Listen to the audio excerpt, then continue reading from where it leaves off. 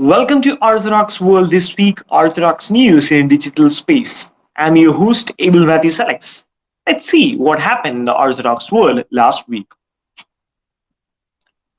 Over 50 Christians massacred by gunmen in Ondo State, Nigeria. Over 50 Christians, including women and children, were gunned down by unknown gunmen during the Pentecost Sunday service held at the St. Francis Catholic Church in Ondo State in southwestern Nigeria on 5th June 2022. A group of terrorists broke into the church during the worship and gunned down as many as they could. St. Francis Catholic Church is one of the biggest churches in the region. Some reports state that nearly 70 people were killed and a few others kidnapped. No one has claimed the responsibility of the attack. However, in recent times, Nigeria has become the hub of Islamic terrorism in Africa. Christians in Nigeria face severe persecutions from Islamic extremist groups like Boko Haram, Fulani Headsmen, and over 15,000 Christians have been murdered since 2015, even though exact number is considerably higher. According to the United States Commission on the International Religious Freedom, violent Islamist groups is based in northern Nigeria remain some of the deadliest and most formidable jihadist groups operating in the world today. Patriarch Daniel urges to pray for the unity of Orthodox Church. On the seventh Sunday of Pascha, Patriarch Daniel spoke about the First Ecumenical Council in Nicene, a code that connects between the Feast of Ascension of Lord and the descent of the Holy Spirit. He stated that significantly when Jesus speaks of the unity of the church, he is not offering any worldly institution as a model. Jesus did not say that the church should be one like the Roman Empire or the Greek Republic, but he said that it should be one as we are one. The model and source of the unity of church is the most holy Trinity. But it is not enough to confess the creed alone, but we must also pray for the unity of the church. He further stated that this Sunday shows us that the unity must be maintained by confessing the true faith, but in communion with the whole church. That is why the fathers formulated the creed in communion. The unity of the church is maintained in a state of prayer and communion with the other Orthodox. Patriarch Porphyry of Serbia presented the Tomos of Autocephaly to Macedonian Orthodox Church, Ohrid Archbishopric. On June 5, 2022, after the liturgy served in Cathedral of the Holy Archangel Michael and the Belgrade, Patriarch Porphyry of Serbia presented Tomos of Autocephaly to Archbishop Stefan, primate of the Macedonian Orthodox Church, Ohrid Archbishopric. A large number of bishops, clergy, and faithful from Serbian and Macedonian churches witnessed the historic event. Last month, in a surprise move, the Holy Synod of Bishops of the Serbian Orthodox Church unanimously recognized the autocephaly of Macedonian Orthodox Church, Archbishopric of Ohrid. A reconciliation liturgy was celebrated on 19th of May 2022 in the capital city of Cathedral of Saint Sava in the presence of Archbishop Jovan of Ohrid of the Serbian Patriarchate. However, the granting of the Tomos of Autocephaly by the Serbian Patriarchate has questioned the position of the Church of Constantinople. According to Orthodox tradition, the Church of Constantinople is privileged a scholastically entity for granting autocephaly to the local churches. 10 new bishops consecrated for the Coptic Orthodox Church. Pope Theodorus II ordained 10 new bishops at the Cathedral of the Nativity of Christ in the new administrative capital of Egypt on 5th of June 2022. 98 bishops, several priests, and a large number of faithful took part in the consecration ceremony.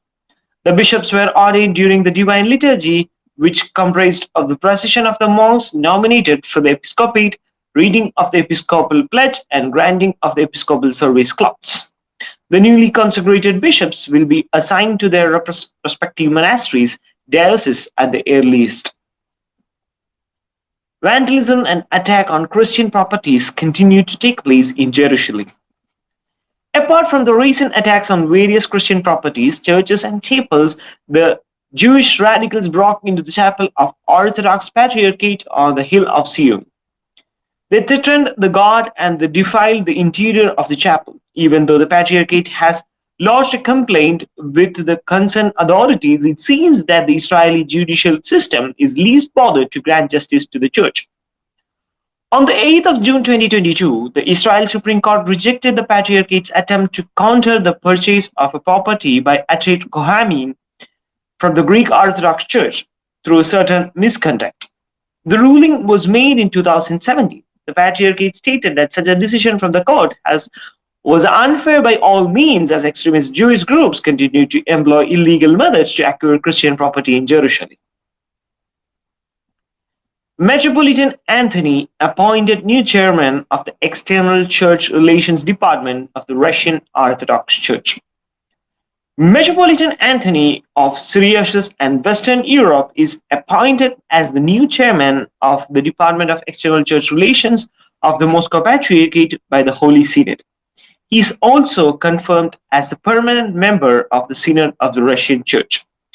Metropolitan Hilarion has been released from the chairmanship of Department of External Church Relations of Russian Orthodox Church and has been appointed as the administrator of the Budapest Hungarian Diocese. Metropolitan Anthony will hold the title Metropolitan of Molomesk as the chairman of Department of External Church Relations of Russian Church. Earlier, he has been a consultant to the then chairman of Metropolitan Kirill of Solomonsk and Kaliningrad, who was the chairman of Department of External Church Relations at that time, who is the present patriarch of Russian Orthodox Church. Metropolitan Anthony has graduated from the St. Petersburg Theological Seminary. He has also served as a teacher at the Solomonsk Theological Seminary. Moreover, he has served as the head of Patriarchal Episcopate in Western Europe, Russian Orthodox Diocese of the Syriacus and Patriarchal Exarch in Western Europe. Metropolitan Anthony has spent a considerable amount of time ministering the Russian Orthodox faithful in Italy. Coptic Orthodox Church to constitute Council of Ecclesiastical Education.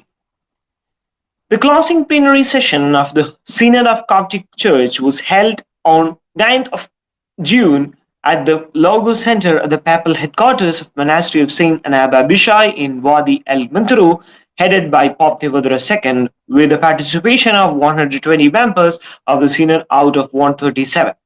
The session began with a speech by the Pope entitled Aspects of Episcopal Responsibility, the first part which will be published in the latest issue of Evangelization magazine.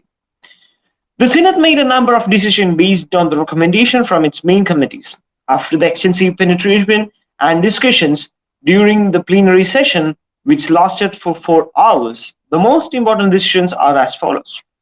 Recognizing the holiness of Monk Iathos El Antony from the monastery of Saint Anthony in Red Sea and Father Bishoy Camel, the famous Coptic priest. It was decided that the exchange of the relics of saints can only take place by an official document approved by the metropolitan or bishop.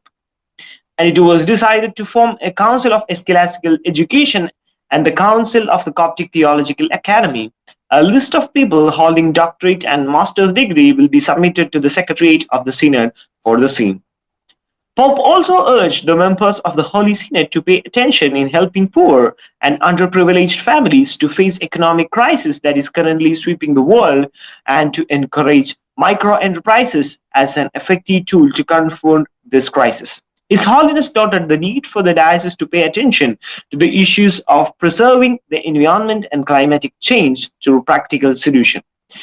At the conclusion of the session, the members of the Holy Synod approved a proposal to extend the term after the current General Secretariat of the Holy Synod for a period of 3 years.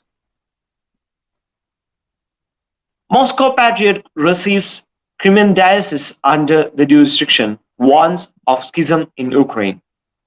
In response to the request from the metropolitans of Diocese of Dionyski, Simferopol and Feodosia in Crimea, they have been received into the direct jurisdiction of Russian Orthodox Church. These dioceses were formerly under the jurisdiction of the Ukrainian Orthodox Church. However, the recent war in Ukraine and the situation in Crimea have resulted in a new change. The decision was approved during the recent session of the Synod of the Russian Church. The Synod also commented on the status of Ukrainian Orthodox Church, by stating that any changes can only be made within the framework of the canonical procedure, including decision of the local council of Russian Orthodox Church. Any unauthorized actions to change the statute of the Ukrainian Orthodox Church may lead to the emergence of new schism. Any discussions regarding the life of the Ukrainian Orthodox Church should take place within the canonical release and should not lead to a new division in the church. Followed by the decision of the Council of Bishops of the Ukrainian Orthodox Church, Metropolitan Onufry of the Kiev and all Ukraine has refrained from commemorating Patriarch Kirill as the head of the church during the liturgy held at the Cape Canvas Lara on 28th of May 2022. Until the declaration of independence, Patriarch Kirill was remembered as the head of autonomous Ukrainian Orthodox Church with the Moscow Patriarchate. Instead, during the liturgy, the Metropolitan read the names and the heads of local churches mentioned in the diapetus as in the practice by the primates of autocephalous Orthodox churches. Hence, Patriarch Kirill was commemorated as the head of Russian Orthodox Church and not as the head of the Ukrainian Orthodox Church. That's all for the week. Thank you for watching Orthodoxy Cognate page. Hope to see you in the next week. Thank you.